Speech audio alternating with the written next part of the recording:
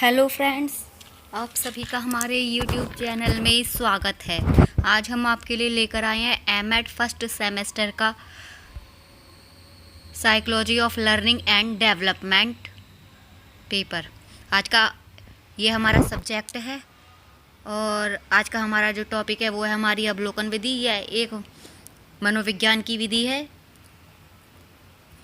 और अवलोकन विधि को हम बहिर्दर्शन, निरीक्षण या अवलोकन विधि के नाम से भी जानते हैं। यानी अवलोकन विधि के और भी कई नाम हैं, जैसे बहिर्दर्शन, निरीक्षण। तो अगर पेपर में देख लीजिएगा क्या किस नाम से आता है आपका क्वेश्चन, कंफ्यूज मत होइएगा बिल्कुल भी। बहिर्दर्शन, निरीक्षण अथवा अवलोकन विधि का सामान्य परिचय। बहिर्दर्शन, निरीक्षण अथवा अवलोकन का शाब्दिक अर्थ है किसी वस्तु अथवा क्रिया को देखना। मानव व्यवहार के अध्ययन के संदर्भों में इसका अर्थ होता है मानव के व्यवहार को देखना, समझना और उससे संबंधित तथ्यों का पता लगाना। काले सरीख के अनुसार यह निरीक्षण दो रूपों में किया जाता है, एक औपचारिक रूप में और दूसरा अनौपचारिक रूप में। अब नंबर 1, औपचारिक निरीक्षण। औपचारिक निरीक्षण उस निरीक्षण को कहते हैं जिसमें निरीक्षणकर्ता सब्जेक्ट के व्यवहार का निरीक्षण नियंत्रित परिस्थितियों में योजनाबद्ध तरीके से करता है। यानी कि जब किसी व्यक्ति का निरीक्षण किया जाता है तो उसे पहले से पता होता है कि उसका निरीक्षण किया जाएगा। तो इसके फलस्वरूप जैसे हमें पता हो कि हमारा आज पेपर है, तो मतलब कि कोई हमारा निरीक्षण करने आ रहा है, तो हम उसी प्रकार से व्यवहार करते हैं ताकि हम उसके सामने अच्छा दिखे, हमारा व्यवहार अच्छा हो, संतोषजनक हो।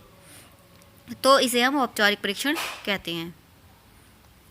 तो औपचारिक परीक्षण उस निरीक्षण को कहते हैं जिसमें निरीक्षणकर्ता सब्जेक्ट के व्यवहार का निरीक्षण नियंत्रित परिस्थितियों में योजनाबद्ध तरीके से करता है।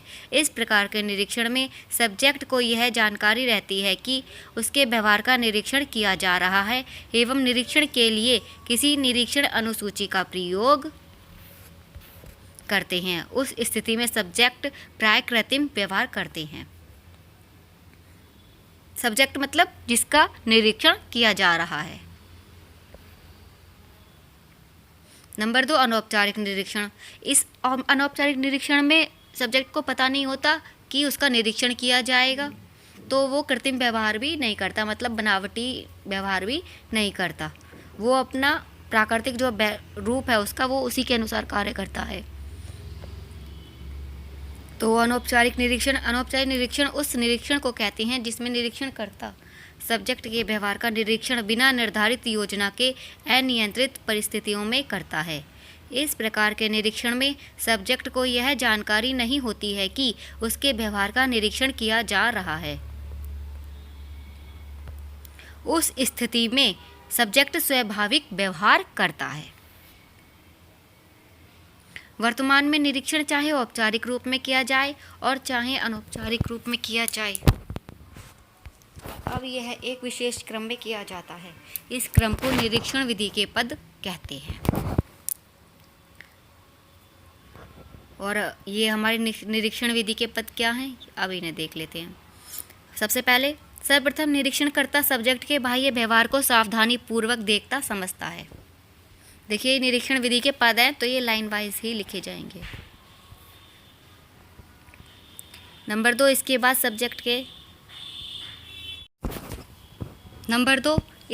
सब्जेक्ट के इन व्यवहारों को क्रमबद्ध रूप में लिखा जाता है।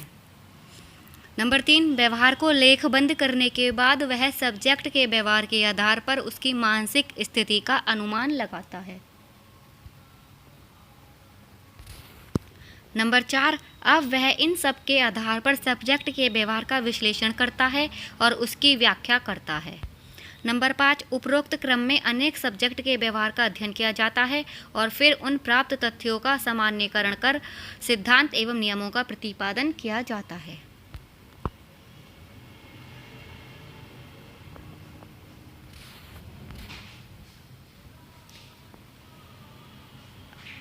अब है निरीक्षण विधि के गुण। यदि निरीक्षण सावधानी से किया जाए तो यह विधि एक अच्छी विधि साबित होती है। तो इसके गुण क्या हैं? नंबर 1, यह विधि योजनाबद्ध विधि है। यह अंतर्दर्शन विधि की तुलना में अधिक वस्तुनिष्ठ, वैध और विश्वसनीय होती है। नंबर 2, इस विधि से किसी भी शिशु, किशोर और प्रौढ़ के व्यवहार का अध्ययन किया जा सकता है और विशिष्ट बालकों के व्यवहार का अध्ययन भी किया जा सकता है। नंबर 3, इस विधि से व्यक्ति विशेष और व्यक्ति समूह दोनों के व्यवहारों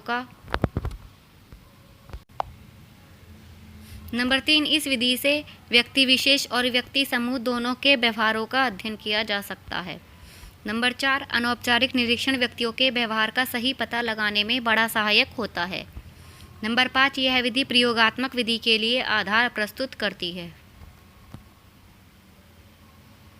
अब जब इसके गुण हैं तो इसकी सीमाएं और दोष भी होंगे। चलिए अब उन्हें जानते हैं। निरीक्षण विधि की सीमाएं एवं दोष। नंबर 1, इस विधि में निरीक्षणकर्ता निरीक्षण से प्राप्त परिणामों की व्याख्या अपने पूर्व अनुभव के आधार पर करता है और उसके पूर्व अनुभव सही न होने पर इस विधि के परिणाम भी सही नहीं होते हैं। यदि पूर्व अनुभव सही नहीं होंगे तो इस विधि के परिणाम भी सही नहीं प्राप्त होंगे।